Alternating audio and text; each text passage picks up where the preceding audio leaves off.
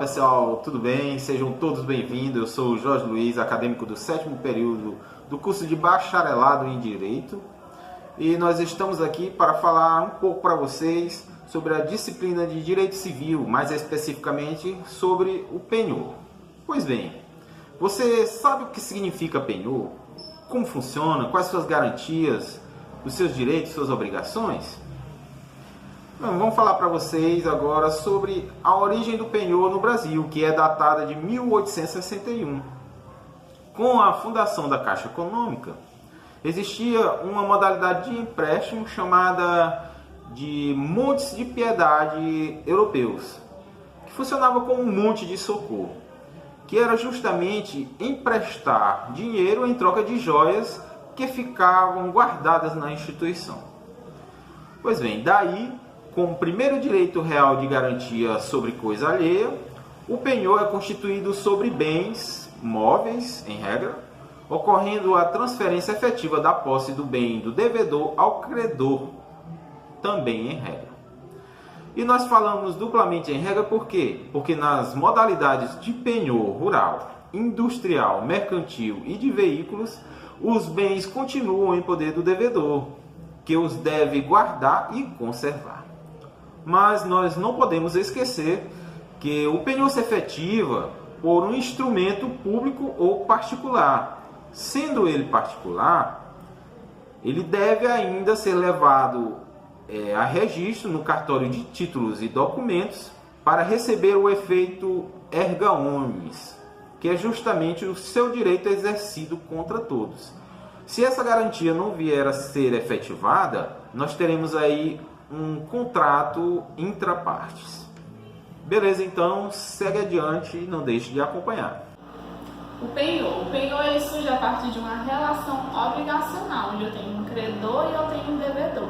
Nessa situação, o credor ele é denominado de credor ignoratício. O credor ele possui uma garantia. Caso o devedor não cumprir com a sua devida obrigação, que é quitar a dívida, o credor ignoratício ele pode empenhorar os bens do devedor, desde seus bens móveis. Ele possui o quê? Ele possui direitos. Esses direitos eles são seus direitos possessórios. O credor ele não pode usar a coisa, mas apenas perceber os frutos a partir da tradição. O que é a tradição? A efetiva entrega da coisa. Possui formalidades no penhor, ou seja, deve ser escrito, tem que obedecer à solenidade. Fala galera, estamos aqui para falar hoje sobre por força da lei, ou originalmente falando, autotutela. O que seria autotutela? Direito de me pegar algo como penhor. O que seria? Hoteleiros e donos de prédio.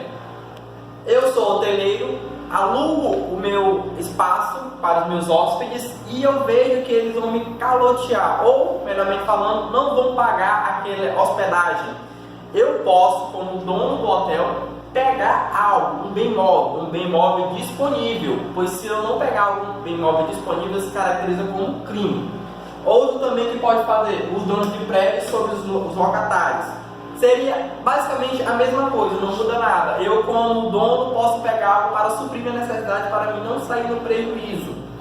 Algo que se chama das novas leis, que são dos locadores industriais, que é a lei DR 4191/42, e os artistas e auxiliares cênicos sobre os bens da peça.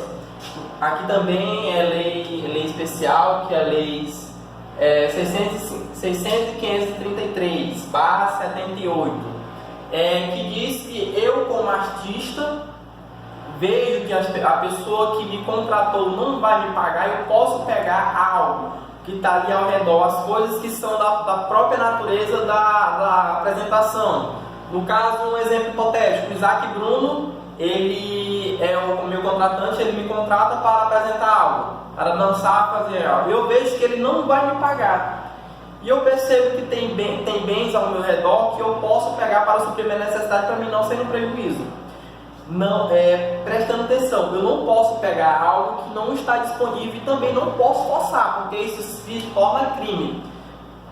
O Isaac Bruno está lá na sua casa, está me devendo, eu chego lá arrombando o portão dele, pego as coisas, chego lá, pego as coisas que eles estão necessitando para fazer algo. Vamos lá, a televisão dele, ele não disponibilizou aquela televisão e eu chego lá e pego a televisão dele para o bem meu. Isso é crime, isso eu posso responder tanto na área penal quanto na área civil. E por mais é só isso, é um assunto breve, mas que pode ser usado em tanto das áreas de direito civil quanto em outras partes. Quem tem mais dúvida da parte de PO vai acompanhar nos demais assuntos. Muito obrigado. Bom dia, dando continuidade aqui ao nosso assunto sobre penhor. Eu vou dar continuidade aqui falando um pouco do tipo de penhor convencional e especial. Dentre deles, eu irei falar um pouco do penhor rural, o agrícola, o pecuário. Então, o penhor especial rural, ele precisa ser registrado em cartório imóvel, ele precisa também ter uma maior abrangência e, entre outros aspectos, o agrícola ele precisa ter 3 anos, o pecuário precisa ter 4 anos, ele não precisa ter tradição, porém a posse ela fica por proprietário, mas ela não pode ser vendida. Esse tipo de penhor rural, ele é comum nos casos de agricultura, ele também pode ser visto como penhor pecuário, que são o penhor de animais, ou penhor agrícola, cujos terrenos agrícolas e colheitas são dados como garantias. E dando continuidade, o colega vai explanar um pouco mais em relação aos outros tipos de penhor. Valeu!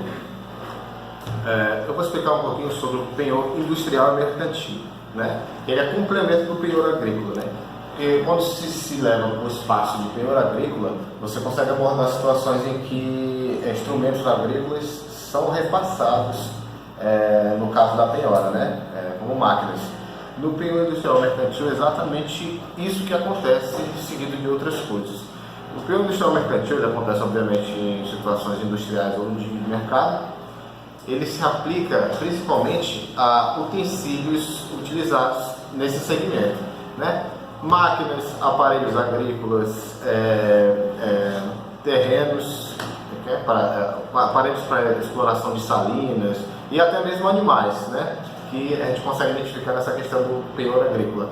Animais como o gado, animais que auxiliam o funcionamento da indústria, né? Como em caso de fazendas. Questão de imóveis e aparelhos que fazem funcionar determinada empresa, né? A constituição desse tipo de sistema, né? Desse tipo de penhor industrial e mercantil. Ele é necessário para a sua constituição mediante o registro de cartório, né? O registro em cartório de imóveis, né? Que ele consegue se aplicar. Na questão do devedor, o devedor ele tem que, para ele fazer alguma alteração, né, no prédio ou alguma alteração no que foi penhorado, é necessário um aviso prévio, né, ao credor, né, para que seja feito esse tipo de alteração. Dos direitos do credor, o direito do credor ele tem o direito de verificar o estado das coisas empenhadas, né? Por exemplo, você vai empenhar um carro, no caso um carro agrícola, um carro de utensílio industrial, ou um acessório para manutenção do mercado, da indústria. Bom, nesse caso, o credor ele teria direito de verificar essas coisas para ver se elas estão em funcionamento comum, né? Se tem algum tipo de problema, se está ok, se pode ser empenhado e o valor atribuído a esses tipos de mercadoria ou de animal ou de utensílios ou acessórios que fazem o auxílio da indústria. Bom dia, dando continuidade ao nosso tema sobre penhor, eu irei falar do penhor de direitos e títulos de crédito. O artigo 1451 fala o seguinte: pode ser objeto de penhor direitos suscetíveis de cessão sobre coisas móveis. O artigo 1452 diz o seguinte: constitui-se penhor de direito mediante instrumento público ou particular, registrado no registro de títulos e documentos. O parágrafo único do mesmo artigo diz o seguinte: o titular de direito empenhorado deverá entregar ao credor pignoratício os documentos comprobatórios deste direito, salvo se tiver interesse legítimo em conservá-los. Muito bem. É o penhor que recai sobre títulos de crédito e que deve ser constituído mediante instrumento público ou particular, ou endosso pignorático, contradição do título ao credor, ou seja, a transferência de posse de título do devedor para o credor. Exemplo: você me deve 10 mil reais. Eu tenho um crédito com você. Porém, eu posso pedir um empréstimo a um banco. E como garantia desse empréstimo, eu coloco o meu crédito que eu tenho com você em penhor para o banco.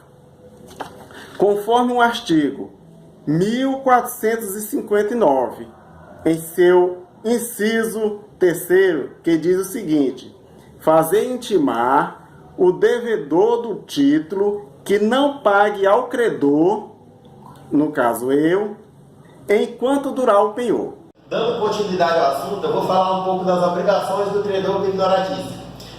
Tais obrigações estão versadas no artigo 1435 do nosso Código Civil. Nele diz que o credor pignoratício é obrigado a, no seu inciso primeiro, ele tem que fazer a custódia da coisa, tendo responsabilidade e obrigação de ressarcir o dono da perda ou da deterioração da qual ele for culpado. Ela pode também ser compensada na dívida até a corrente quantia, a importância da responsabilidade. Inciso segundo, ele tem que fazer a defesa da posse e dar ciência ao dono dessa tal posse, das circunstâncias que tornarem necessário o exercício de ação possessória. Inciso terceiro, ele tem que imputar valor aos frutos, ele também nas despesas de guardar e a conservação, e também nos juros e no capital da obrigação de garantia sucessivamente, a restituir com os respectivos frutos e acessões, uma vez que a dívida for paga. Isso é o que versa o inciso 4º.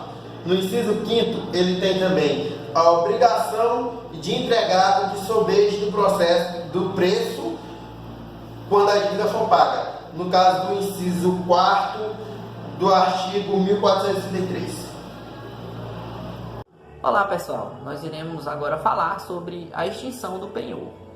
Nós iremos tratar a partir do Código Civil de 2002, pelos artigos 1436 e 1437, que vão tratar sobre essa devida extinção. Nós temos, ao todo, nós iremos falar de 4 hipóteses, que são elas: a extinção do princípio por gravitação jurídica, segunda, através da remissão do autor, quem fez a penhora, do objeto da penhora, a renúncia do credor à garantia dessa penhora, desse penhor, no caso, e dando-se a disjunção judicial, que é o resgate ou pagamento da coisa empenhada. Por isso que a PL 699/2011 vem tratar da mudança dessa extinção para remissão, onde o penhor só vai produzir o efeito de extinção depois de averbado, depois de feito o seu cancelamento, em via de regra, no cartório de títulos ou documentos.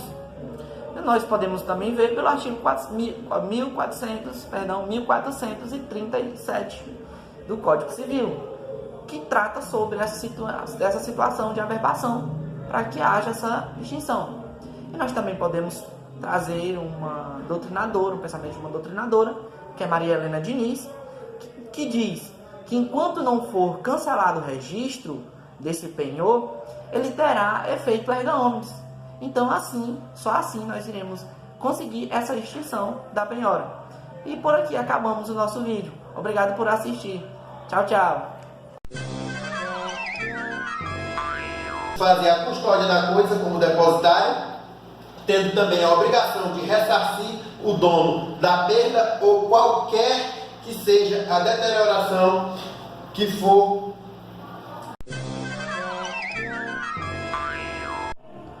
Olá pessoal, sejam bem-vindos. Eu sou o Jorge Luiz, acadêmico do 7º período do curso de Bacharelado em Direito.